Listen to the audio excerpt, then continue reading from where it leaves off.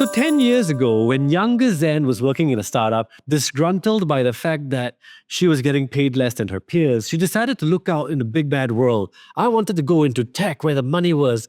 I wanted to go into consulting and be a cool consultant. So she goes and interviews round 1, round 2. Wow, she's making good progress. Round 3, round 4, round 5. Final interview, 1 hour passes. The hiring manager turns to her and says, Zen, that was great. I just have one final question. What's your expected starting salary? This is where we need to ask Sharon some questions, right? My friends, we're very, very lucky today. We've got none other than Sharon Walker here with us.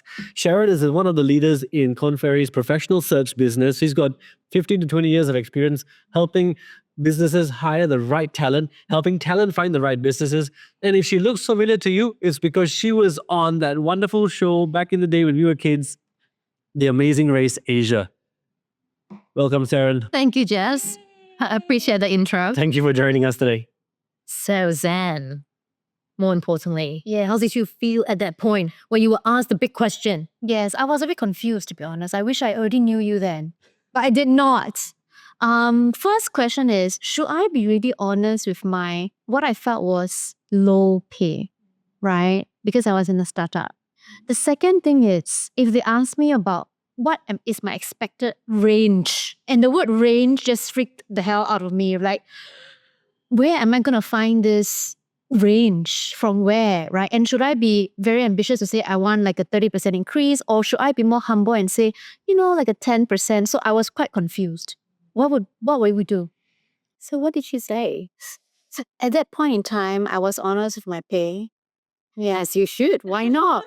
It is what it is. So should she really be honest? So the recruiter asks you what's your expectation. Should you really be honest with your pay at that point in time? Absolutely. Okay. Yeah. We often feel like we should not. But okay, there's a Chinese saying that the paper cannot cover the fire. The truth will come out. Is nothing wrong with having a startup appropriate salary. When you move to a firm that has a different salary scale, different job scope, it should then be appropriate in that particular setting. So should I also say, okay, I'm kind of underpaid right now. I'm expecting like a 30% pay bump because I really want the role. I don't want to scare them away. Yeah. So you're thinking that if you were to share your pay, let's say whatever it was, let's say it was 10K, that's not enough. Yes. You're afraid that you're going to be pegged to that, and then your next job, you're not going to get the right salary. You're going to get an increment on the 10%, but still not what you're worth. And I have this mindset that they are going to give me a lower number anyway from what I ask. So over exaggerate and say 30%, so they can give me like a 15. I'll be okay. Instead of saying 15, then they give me like a 10. So I see two questions there, right? Question number 1 for Sharon: if your pay is low already, right, and you want to be back at par of the market, how do you manage that when they ask you your expectation, given that your current base is way off that? Right? That's the first question. The second question is, knowing that recruiters will or firms will negotiate down, how much do you inflate your expectation to reach your real point? So question number 1. Yeah. What happens when your starting base is really low? Okay. What should you do? Say it as it is. Because it is what it is. Yeah. And also be clear why you're on that salary scale. For example, often at a startup, you have a lower fixed salary because there's a potential for a high upside. Okay. Okay. So if you look at total compensation, the pay mix is different. When you go into a firm that's established, your variable upside is potentially a lot lower than a startup. So then let your new or potential employer know that was what you signed up for, low fix, but a potential high upside. So then you frame it as a total compensation. Yeah.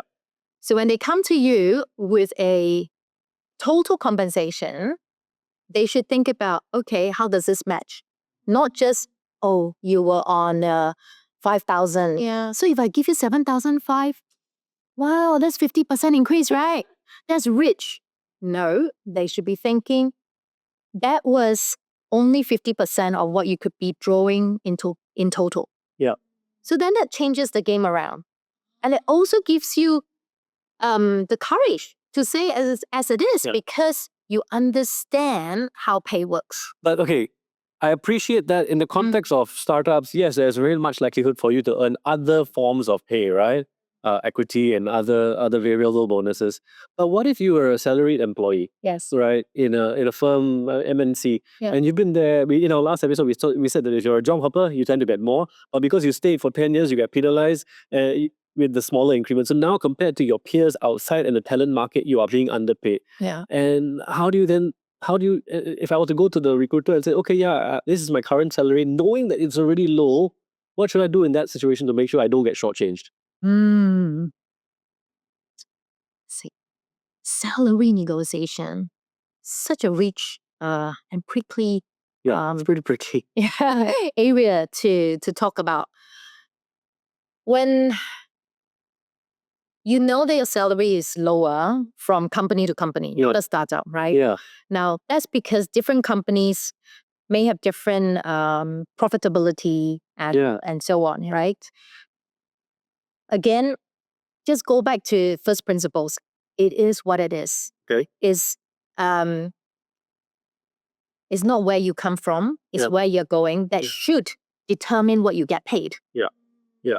Remember that. Yeah. So we And be brave. switch the recruit or the hirer's mind to benchmark my salary not against my past, Yep. but benchmark my salary to the talent market. So how do I frame the conversation that way when they ask my expectations? Say, you can't determine how they look at this. If they're worth their salt, they should already do that. Yeah.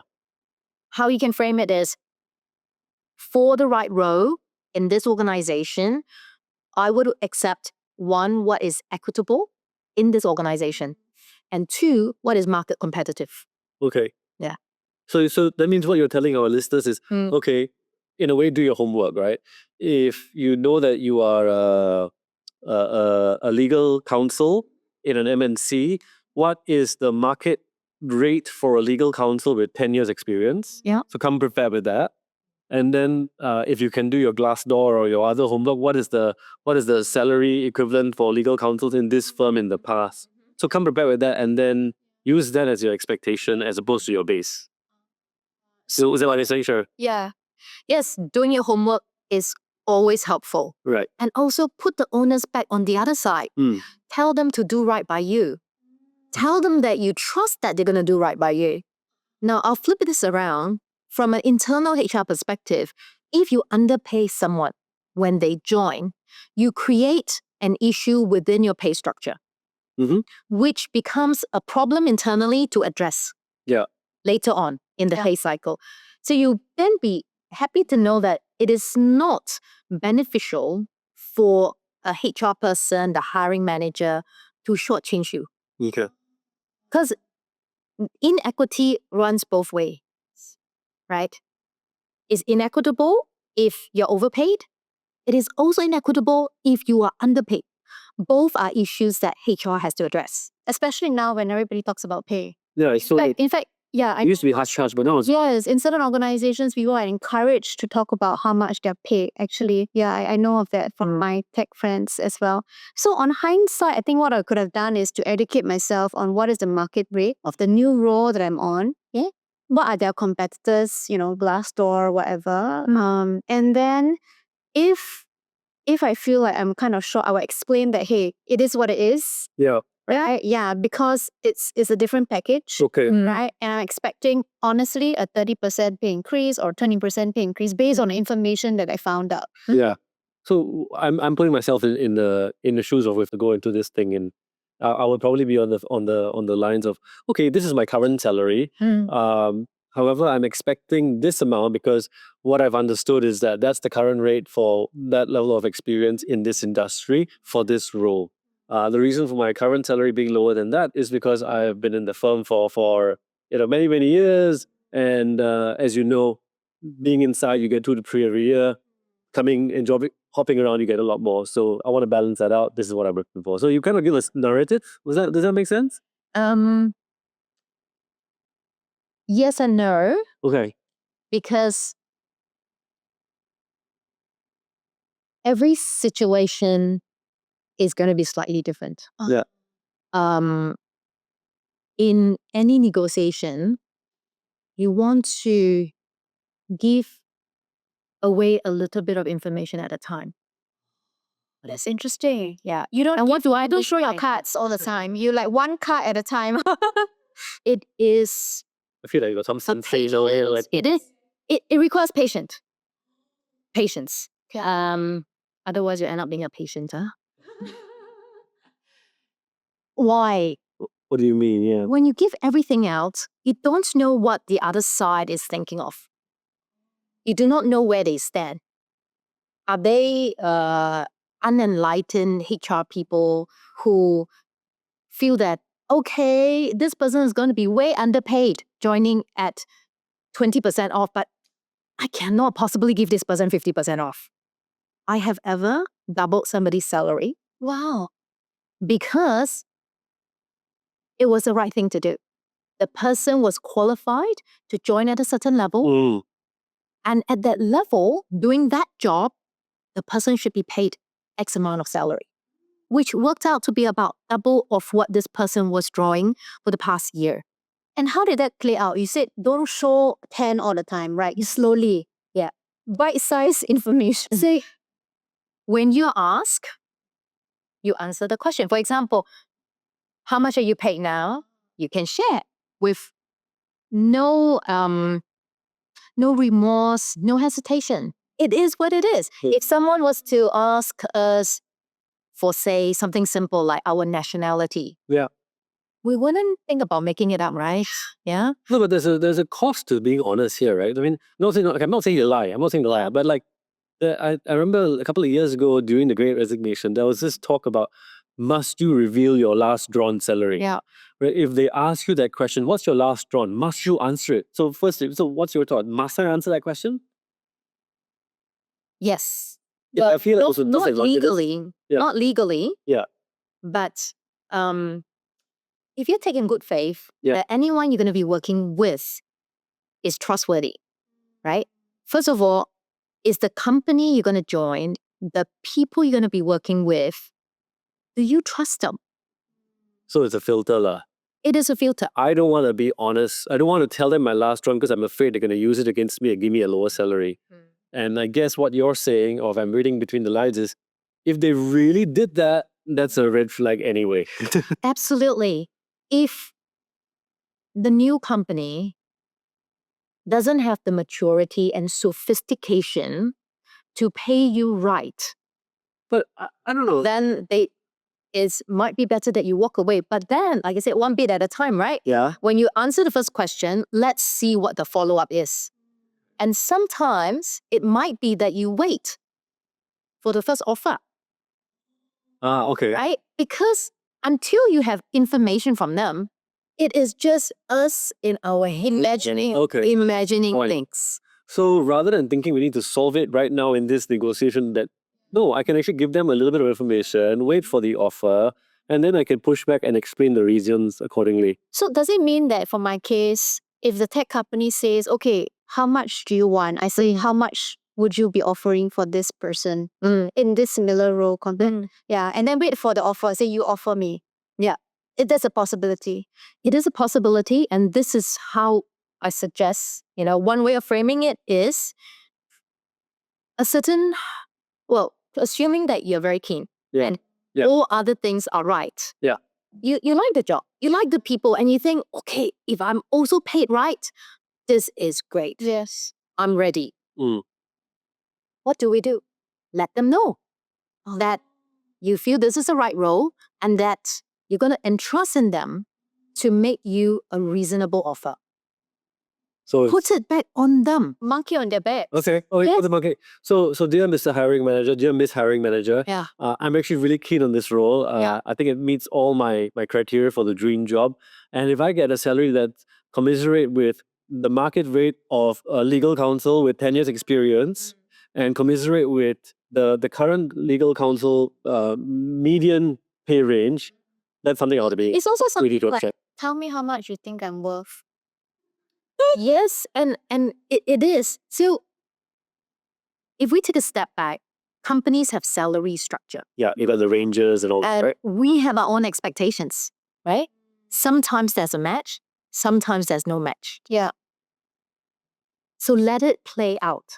Okay. Okay. There isn't a need, it's not like when we're at Pasar Malam, where on the spot, Yeah. like, do we transact or do we not transact? I see. Yeah, it's not. Yeah. Samalam. So there's that finesse in it. Give it time. Okay. Okay. As much as you want to finish and you want to know that, okay, I want 30% ideally, I need to ask for 50 first, right? If we were at the bazaar, Yeah. the Pasar Malam, that's Yeah. what we're inclined to do. The line negotiation is not a Pasar Malam deal. We It's don't not have. Pasar Malam. So you're saying we don't have to overlist our expectations knowing that they will bargain down. Quite often, that leaves a very bad taste Okay. with the hiring manager. Okay. So I see. Yeah. So what should we do? Sorry, before that, what to do? There may be an exception to the rule if you happen to be in sales. Okay. Okay, that is where potentially negotiation like this may be seen as demonstration of your negotiation powers with your. Oh, really? There is a small exception. Uh, so if you are in a very commercial environment and a very commercial role where negotiation is part of your bread job, and butter. is your bread and butter, then your hiring manager in HR may appreciate that banter, okay, and negotiation on salary. Okay, that would be impressive. Yeah. For most, then what do you do? Am I getting a question? If you're not negotiating, If your advice is don't overinflate your expectations because you know they're going to give you less, how should well, we? the thing is, we actually don't know what they're giving us or not Yeah. until you let them come forth with the first. Okay. Yeah. Okay, so you hear from them. So send out so that you hear from them, and then you come back with what you think is fair. Okay. Okay. Are there any mistakes that you have observed? Yeah. Potential employees, when they're negotiating or things like that, they make these mistakes. Anything that you can advise our listeners to maybe try not to do it? Yes. Many people do not know what their total annual compensation and benefits come to. Okay. So And benefits. So total annual comp is your salary, your bonus, Allowances and cash benefits. cash benefits. So okay. Does cash benefit include things like your insurance, how much you can claim a year or no? Yeah. So all this adds up. If you have significant, say, training benefits, Yeah, that's significant health benefits, It's true. all this adds up. I see. So we should. That means like my firm gives me free dental. One dental visit is like $150. So I typically go twice. So I should add that in. Yes, and even I know some banks they have $5,000 for chiro practitioner. Get 5,000. Yeah. So that's. I mean, it's a cash benefits. I mean, it's like a voucher, but still, most of the time we simply count our monthly and our annual bonus. We forget to count these extra things. Total compensation, point number one. Know exactly Your total comp. Yeah, and benefits. The days of leave that you have, for example. Why? Okay. I can't quantify. Do I quantify that into my expected? So now I think you may begin to see that salary negotiation is quite long drawn. It's a mini marathon. It's not just a sprint. Because you need to know what they're offering you in totality. And you also need to know your starting point. Yeah. Annual leave. Each annual leave day is worth around one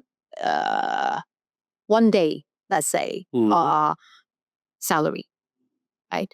But one day, almost one day, depending on how many days you get. Okay. So approximately 20 days of leave is equivalent to a month's, Yeah. Okay. working days, yeah. right? 20 working days gives you about 1 month's salary. Okay. Okay. And you think about it that way, it is quite a lot. Yeah, that's right. And when there's a difference of 3 to 5 days, that is So 1 week salary. Salary. Yeah. Okay. Sorry. and your medical benefits may include your dependents. Yeah. Okay. Or may not. When you go from dependents included to not, there's a cost. Because you have to then incur that yourself. You have to incur that. And the other thing is when your bonus is paid and when you get increment Okay. is also important. Oh, tell us more. So, When is so I think it's important. Okay. So if you are, right now we're in February, right? Many people are getting their bonuses soon. Feb, March, sometimes even April. Yeah. The ferry. Yeah. If you are in the final stages of a job interview now and you're about to get an offer, would you forego your bonus? No, of course not. I've heard of companies who would pay you for what you get. Yes, there are a number of companies who would because they need you right now. Now, not all companies have that luxury. Yeah. Then what do you do? So if you know when your bonus will be paid, and you know when increment is paid, you have a more holistic idea of your annual pay. Yeah. So you almost need to look at your pay on an annualized basis. Yes. Okay. Okay. And sometimes you're getting an increment now, but you're not getting a pay rise for 15, 18 months in your new job. Yeah. So people also forget that. Yeah. So I would suggest looking at one, our annual total compensation and benefits. Two, working in the timing of your payout vis-a-vis the new company you're going to join. Yeah.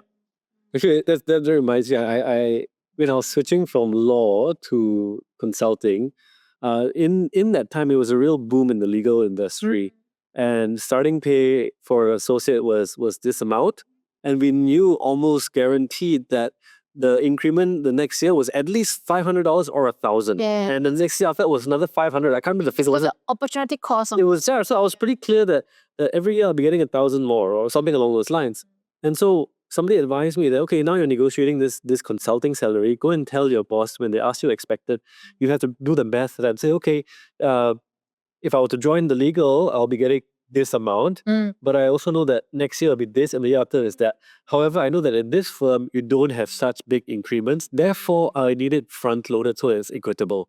And that worked out in my favor. So we said, okay, fine, do the math, what's the number that you want? And I did the math and he said, okay, you can make that happen. Is that the only mistake? Are there other mistakes that would benefit our listeners? So many. I'll add one more. That is the variable pay component can be different for different companies. For example, in one company, you may get 80% of your annual salary as a fix and 20% as variable. In another company, it might be 90% fixed, 10% variable. And sometimes companies have a target bonus, and the bonus may have multipliers. Yes. For when you do well, when the company does well. Yeah. Then there is, okay, when do they pay what? Yes. We can never be 100% sure, right?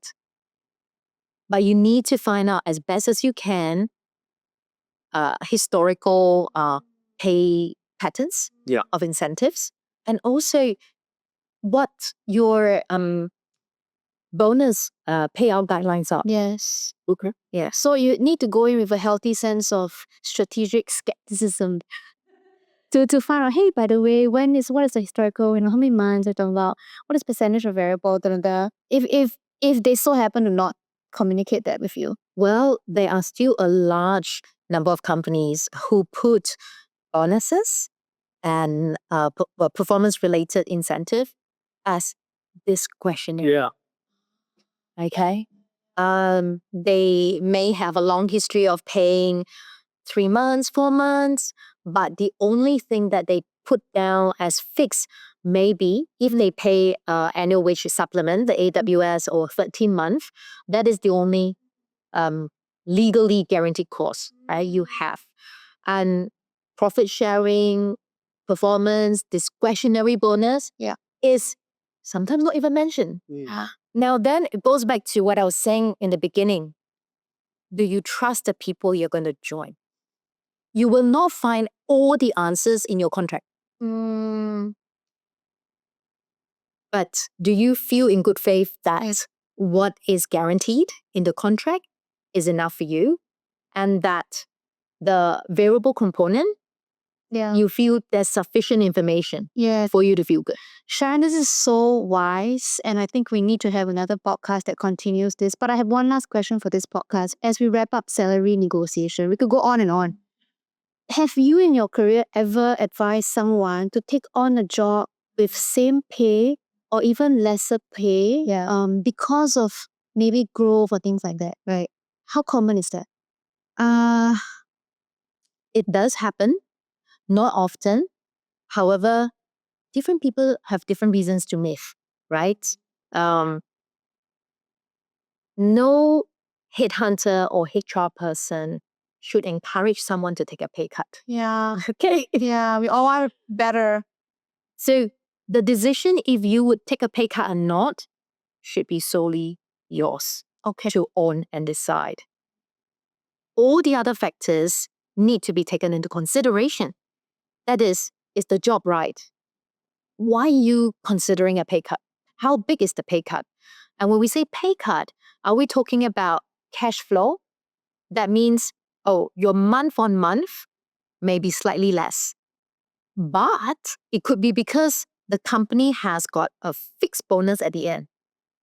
So then you look at your annual cash again. In other words, salary negotiation is not one or two things. It's a number of things number of factors to be considered in totality before you make a decision. There are people who do it because it gives them the experience that they are looking for. I see. And also, they may do it because this pay cut is still above their threshold. Yeah. And they believe in the upside. Yeah, everyone knows their threshold. They need to know their threshold at least. Yeah. Okay. Can I ask one more question, Sandeep? No. Producer is violated. We can have a second podcast. Yes. Let's do that. Thank you so much, Sharon. It was such a pleasure having you on our podcast. Thank you, Zan. Thank you, Jess. We'll see you in the next one. Bye.